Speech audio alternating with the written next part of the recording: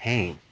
Now, being in practice for 29 years, being a chiropractor, I've had many, many people come in with pain. I'm talking about tens of thousands of people come in with acute pain, and most of them had chronic pain, whether it's in the foot, the ankle, the knee, the hip, the back, the shoulder, the elbow, neck, head, abdomen. It could be in the rib, anywhere in the body.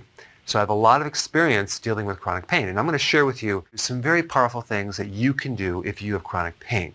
But before we get into it, I want to make sure that you click the red subscribe button so you can be notified of all the very cool videos that I'll be releasing in the upcoming weeks.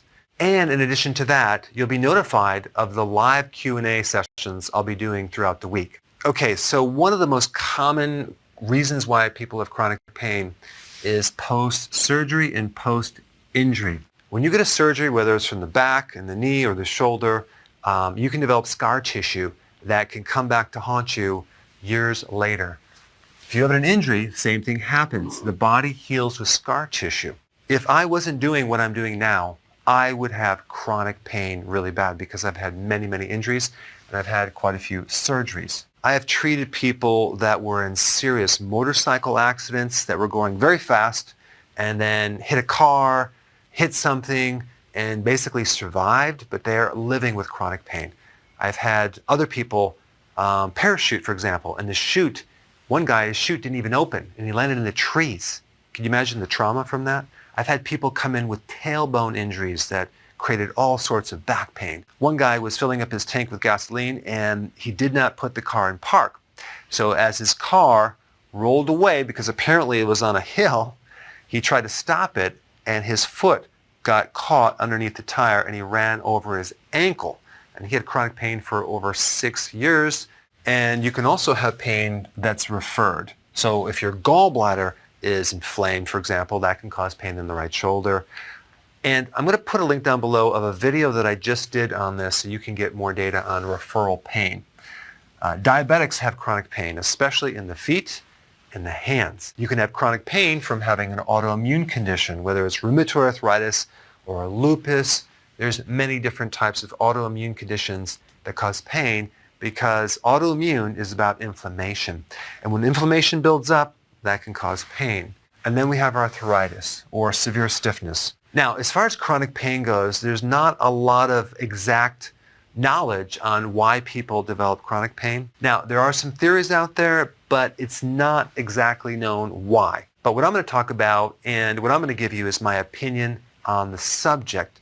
But if you get a treatment, whether it's to a chiropractor or a physical therapist, and you have to keep going over and over and over, then you might want to step back and reevaluate and try something a little different, because either you don't have the right problem or you don't have the right solution. However, on the flip side of that, if you have a lot of scar tissue and permanent damage, that's a completely different situation. But there are things you can do that will give a person great relief. I've had patients come in that had chronic pain so severe that they wanted to commit suicide. It was that bad. Now I have a lot of videos right now on YouTube on very specific parts of your body and what to do. I'm going to give you a generalized technique that you can apply to anywhere in the body, and then you can watch the specific video to get more data on your specific problem. And there's also a nutritional protocol that works very, very well.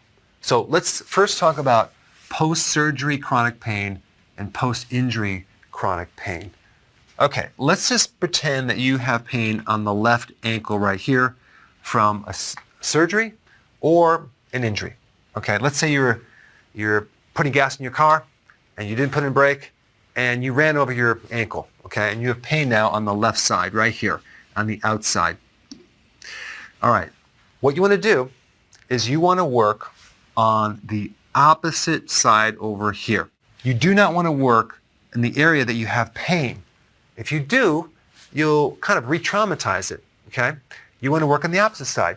Now, this is definitely something that is not taught in universities or colleges or the schooling that I had. I had to figure this out on myself simply because the way that they taught us didn't always work. But it borders on magic as far as its effectiveness, okay? So you work on the opposite side.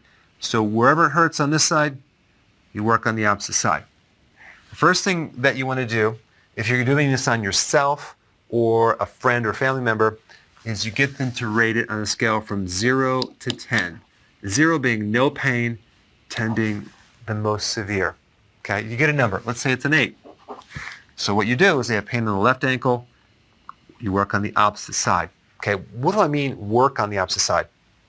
I mean use massage / acupressure. So you're pressing in different ways. It doesn't even matter the pattern that you're massaging the area, as long as you're massaging the area on the opposite side. And when I say opposite, I'm talking about the mirror image, okay, the exact opposite point.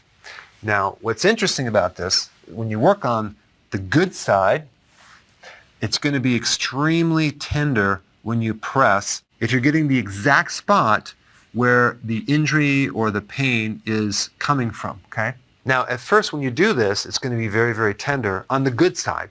So you want to go light, and you want to gradually increase pressure, but never go too hard. You don't need to go very, very severe. All you have to do is keep working on this area for, let's say, 1 to 2 minutes, and then you have the person re-rate their pain. It's going to go down. Let's say it goes down to a 4, okay? But it's still there. So then what you do is you ask them, okay, where's the pain now? And they go, oh, it moved a little higher, or it moved in the top part.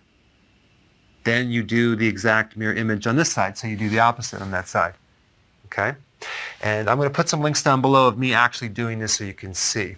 But you always work on the opposite side. Now, here's the other thing that you're going to run into. When someone had a injury in the past, and especially if it's in the lower part of the body, and they're walking, they have set up a lot of compensation going in their body to recruit muscles from the opposite side because they're limping a little bit. Okay, so the muscles on this side are going to work harder than on this side. And so you create this asymmetrical gait. And that alone can create a lot of tension and imbalances. If the person has pain on the outside of this joint right here, you're going to work on the opposite joint, but you're also going to work on the muscles that are a little bit higher than this joint. Okay, so you work on the calf muscle or the shin muscle if it's on the ankle. If it's underneath the foot or a toe, same thing. You're going to work on this muscle right here. When you work on the opposite muscle, you're going to be releasing these very, very tight cables and a lot of spasm in the calf muscle or the front part of this lower leg. As you're stripping away these muscle spasms, you're massaging it. You can use oil or not. Be very, very gentle because these muscles are so tight, they're going to be very, very tender. So step 1, you work on the opposite mirror image. Step 2, you work on the muscles a little bit higher than the injury on the opposite side. Okay? If the pain is in the knee, okay, you'd work on the opposite side of the knee, or if it's on the inside, you work on the inside of the knee. Or if it's on the front part of the knee, you work on the front part of the opposite knee. Then you work on the muscles up here. Okay? And you can just massage those muscles. So that's kind of the principle. You would do the same thing with the wrist, okay? You'd work on this wrist and these muscles right here. If it was this elbow, you'd work on the opposite elbow and the muscles up through here on the front and back. And when you do this, you're going to give the person a tremendous amount of relief. Now realize it might take some time to fully bring it down to 0, but you're going to usually see significant changes right off the bat. And it's quite magical. So that would handle the foot, the ankle, the knee, the hip. You would want to work on the opposite hip. Okay. Now the back, you would want to work on the front, okay, the lower abdomen. So wherever it hurts on the back, you work on the front and just massage in there. Try to do the mirror image so you can go side to side, left and right, or front to back. And that will give the person a lot of relief. Shoulder, just work on the opposite shoulder. Now, there's also this thing called referred pain, which you'll have to watch the other video, but a lot of pain is referred, even chronic pain. So if the right shoulder is a problem, it's going to be the gallbladder. If it's the left shoulder, it could be the pancreas or the spleen, and you're just going to have to watch the video on that. Because if you do the opposite shoulder and you have no results, suspect there's a referral problem. There's a problem on the inside of the body that's referring pain to another part of the body Now, a lot of neck pain comes from a digestive issue. It can also come from a whiplash injury.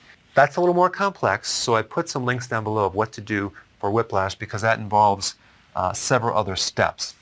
Now, head pain, a lot of this is referred from digestion, gallbladder, but if you had an injury to a part of your head, let's say on the right side, you work on the opposite side. I did a complete video on this as well. You can check it out. But a lot of people have had injuries to the head, and now they have chronic pain in their head, and they don't know what to do about it. They're going to be happy that they watched this video. Abdomen pain really relates to food. Certain foods that the person's eating, that you're stirring up inflammation, creating bloating, putting the person in a constant inflammatory state. You need to get on healthy keto and intermittent fasting for that, and that should help, especially fasting. And so one of the most important things to do for pain and inflammation is fasting. It's probably the most important thing. It gives the body a chance to reset, and a lot of the referral pain that people have, especially in the shoulder, the neck, the head, seems to go away. But even if they have any of these right here, the inflammation will go down, because one of the things that happens when you're fasting is inflammation just drops way, way down. So if you have an autoimmune condition, you'd want to do fasting for sure. The most common type of pain with the diabetic is pain in the feet, and the best remedy is something called benfotiamine. Okay, you'd want to take higher doses of this, like 4 tablets a day or capsules a day, and you'd want to take, spread it out through the day. And benfotiamine is a fat-soluble vitamin, B1, that is great for any type of nerve damage coming from arthritis. All right, so that's the technique part, but as far as the protocol goes, you need to do fasting, okay? You just need to do it to see for yourself. It'll be very, very effective. If you're new to my channel, click the link down below, check it out. Okay, stinging nettle root. You can buy this from the health food store. It's one of the most powerful remedies, backed up by some hardcore research, as a potent anti-inflammatory, and it will help you get rid of pain. When I had really bad arthritis, I took it. It worked like a charm. I would recommend getting the one that is freeze-dried stinging nettle root. You're not consuming the leaf, you're consuming the root, okay? And then vitamin D. Vitamin D is a natural anti-inflammatory. It's not really even a vitamin, it's a hormone that acts like cortisol, which is an anti-inflammatory. You need to take higher amounts, 40,000 IUs of vitamin D3. Okay, so if you did that each day, and you're doing fasting, and you're doing stinging nettle root, you'll be in really good shape. All right, guys, there you have it. That's what you do for chronic pain. And if you haven't already subscribed, click the red button below and that little bell icon so you can be notified of all the new videos that I'm going to be releasing. And I have some very cool and interesting videos coming up in the next coming weeks. Plus, in